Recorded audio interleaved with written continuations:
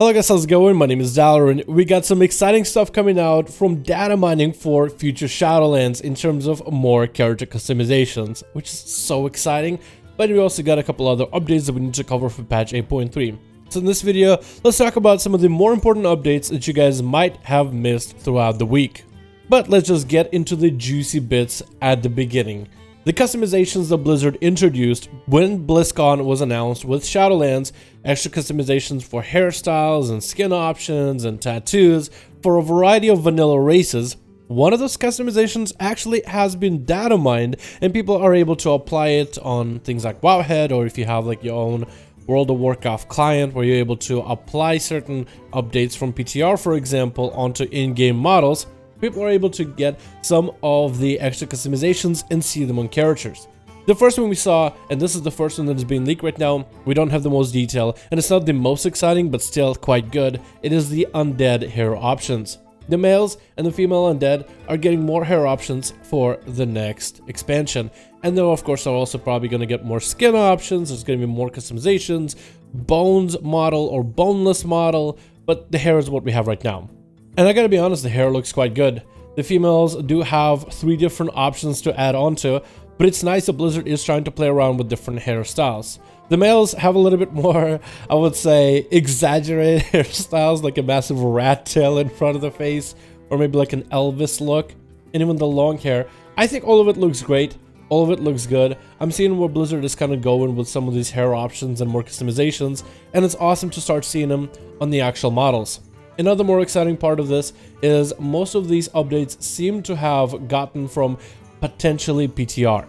Now, if you might have noticed on your Battle.net client, PTR, we're not going to have patch 8.3.5, so PTR is still getting updates over in the files. What could Blizzard be updating? And if it's not the PTR 8.3.5 patch, it could potentially be maybe a client for World of Warcraft Shadowlands pre-patch. Now, I think the next time we'll be able to get anything on PTR will be a long while, but it potentially could mean that pre-patch for Shadowlands will all the customization options, maybe even a level revamp, the level scaling, might be available sooner than we think. And maybe instead of having a patch 8.3.5, we might be able to get a pre-patch for Shadowlands a little bit earlier than usual. Now, Blizzard as a company has had a variety of different leaks from every expansion, every major update. Sometimes those leaks prove to be false, sometimes they prove to be true. But the one consistency I found throughout looking a couple different leaks for a couple expansions that I've been playing is it feels that majority of real leaks come from Blizzard themselves. Now, Blizzard decided to put these files out. They got unencrypted so that other people may be able to see them. So websites like Wowhead, MMO Champion, and maybe other channels online might be able to report on this stuff. This stuff is done on purpose. And this is Blizzard sending some sort of a message or just trying to continue the hype for Shadowlands to really get something rolling. Maybe this could be a message like, hey, BFA is over, patch 8.3.5, but we are at work with Shadowlands. Let's put something out there for people to see. Which I think could mean a couple different things, but either way, I'm excited. You guys can let me know what you think this could mean.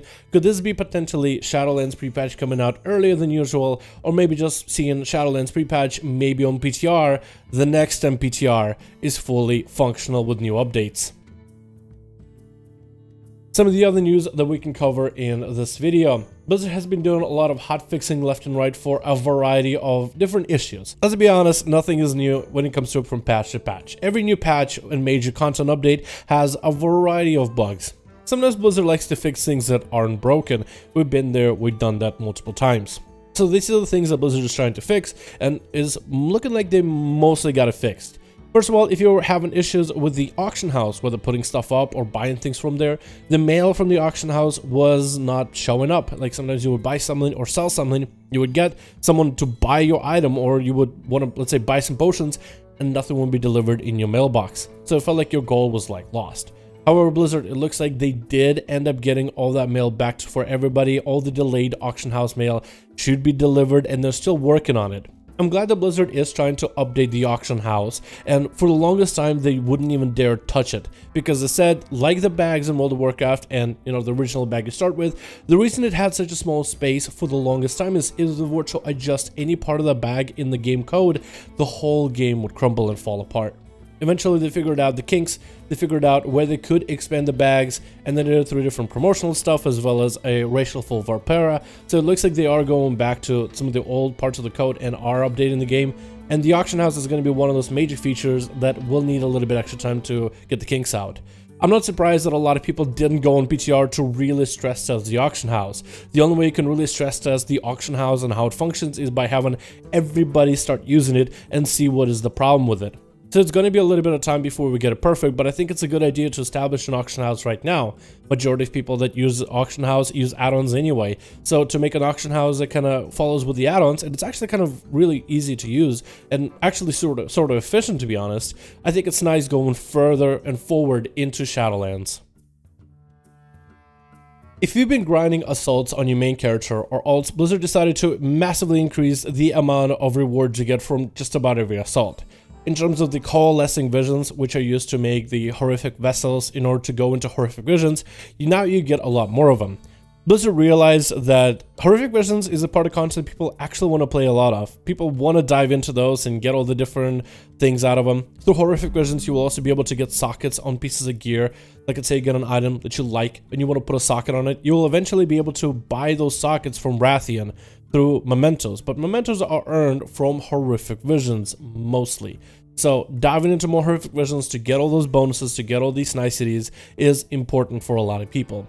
So it's good that Blizzard is increasing rewards for those. Rewards for other things like AP and gold from war mode are also increased as well. So if you were a horde player and did not want to join war mode because it felt like it just wasn't worth fighting Alliance because you weren't getting any extra bonuses, now it's worth, particularly worth if you are an Alliance player as well, although heavy horde competition is going to be along your way. And that's going to be everything I have to cover for the day. Hope you guys enjoyed this video with all the updates. Super excited to see what we'll see with Shadowlands, and I'm hoping we see more stuff soon. But thank you all so much for watching. Hope you guys enjoyed, and I'll see all of you in another video.